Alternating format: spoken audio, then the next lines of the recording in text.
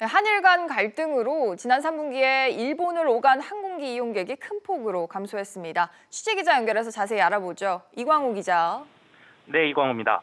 네, 일본 노선 이용객 정확히 얼마나 많이 줄었습니까? 네, 국토교통부가 지난 3분기 전체 항공여객 수치를 집계한 결과 일본으로 간 항공여객은 지난해 3분기 대비 14.6% 감소했습니다.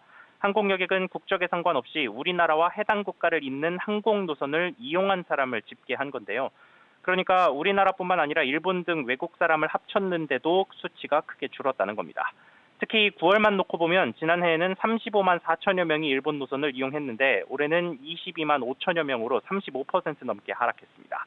9월 들어 특히 탑승률도 떨어졌는데요. 항공사들이 좌석 자체를 많이 줄였는데도 비행기 탑승률은 오히려 77.1%에서 67.8%로 떨어졌습니다.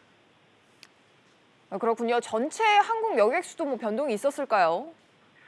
네, 3분기 전체 항공 이용객은 지난해 같은 기간보다 4.4% 늘어난 3,123만 명으로 집계됐습니다.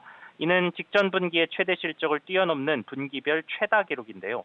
중국과 동남아를 오가는 여객이 늘어난 데 따른 결과입니다. 먼저 지난 분기에 중국을 오간 여객은 500만 명 선에 바짝 다가서면서 회복되고 있는 것으로 나타났습니다.